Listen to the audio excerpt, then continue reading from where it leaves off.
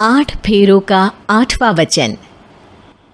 स्वाति ने इसी साल शहर के कॉलेज से पढ़ाई पूरी की है और अब उसके लिए जगह जगह से रिश्ते आने लगे हैं। स्वाति से ज़्यादा उसके रिश्तेदारों को उसकी शादी की चिंता है, इसीलिए जो भी स्वाति के घर आता वो किसी नए लड़के की खबर ज़रूर ले आता। अरे दीदी, ये फोटो देख के बताओ कैसा है। राहुल नाम है लड़के का, मेरी सहेली की बहन का बेटा है। अपनी स्वाति के साथ एकदम प्यारी जोड़ी लगेगी इसकी। ज़रा दिखाना, फोटो तो बढ़िया लग रहा है। कोई गलत आदत वादत तो नहीं है ना इसे? और कमाता कितना है? अरे कोई गलत आदत नहीं है दीदी, आप कहो तो एक मीटिंग करवा देती हूँ, फिर सब कुछ फाइनल कर लेना। हाँ, ये सही कह रही हो तुम। संडे को स्वाति के पापा भी घर पे ही रहेंगे। बुआ फिर वहाँ से चली जाती है और रात को स्वाति की माँ उससे कहती है, स्वाति बेटा, आज कमला बुआ ने एक लड़के की फ़ोटो दिखाई है। संडे को वो लोग मिलने आ रहे हैं, तैयार हो ना तुम बेटा?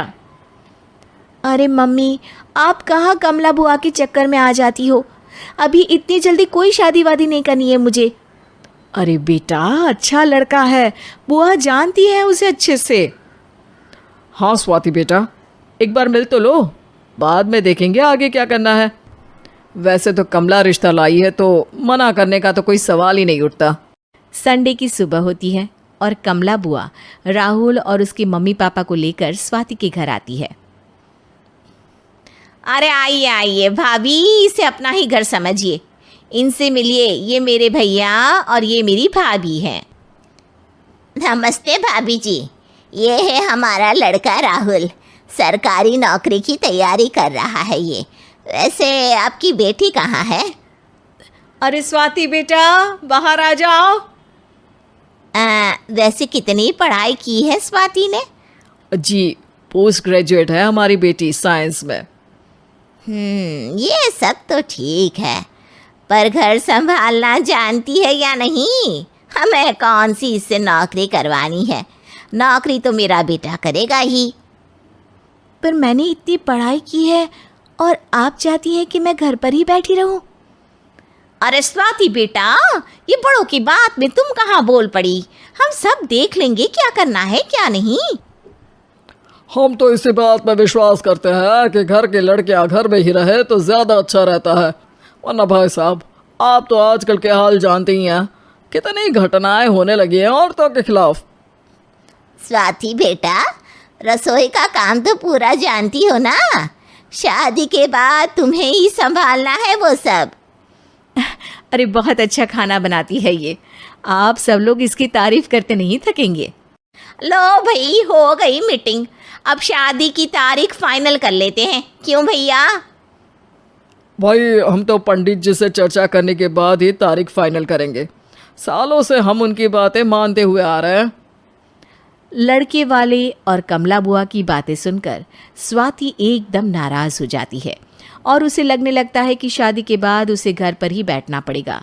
लेकिन घर वालों के आगे उसकी एक नहीं चलती और उसे शादी के लिए हाँ कहना पड़ता है। शादी का दिन आ जाता है और सब मंडप में जमा होते हैं। अब फेरों का समय हो गया है, अब कन्या अपने वर से 7 वचन मांगेगी। आप किसी धार्मिक आयोजन में जाएं तो मुझे भी ले जाएंगे। आप मेरे माता पिता का भी बराबरी से सम्मान करेंगे, हमेशा मेरा साथ निभाएंगे। आपको दोनों परिवार की जिम्मेदारियां बखूबी निभानी होगी। हर ज़रूरी बात में मेरी भी राय लेंगे। आप सभी गलत आदतों से दूर रहेंगे। आप मेरे अलावा किसी और औरत से कोई गलत संबंध नहीं बांधेंगे। ये 7 वचन पूरे हुए, वर क्या तुम्हें ये सारे वचन मंजूर है? जी हाँ पंडित जी, मैं सारे वचन अच्छी तरीके से निभाऊंगा। अरे वाह वाह, बढ़िया तरीके से सब काम संपन्न हो गया। तो इसी के साथ विवाह संपन्न हुआ और आज से ये दोनों पति पत्नी हुए। 1 मिनट पंडित जी, अभी एक वचन लेना बाकी है। अब कौन सा वचन है बेटा?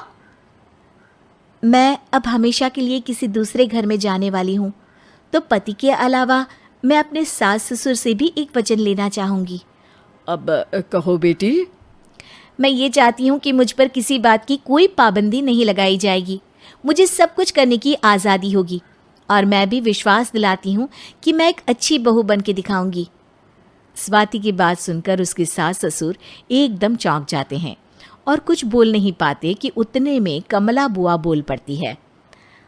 अरे बेटा, ये भी कोई कहने की बात है? रानी बन के रहोगी तुम तो। वचन देने से पहले सोच लीजिए, क्योंकि शास्त्रों में वचन ना निभाने वालों के लिए नरक से भी बदतर सजा लिखी है।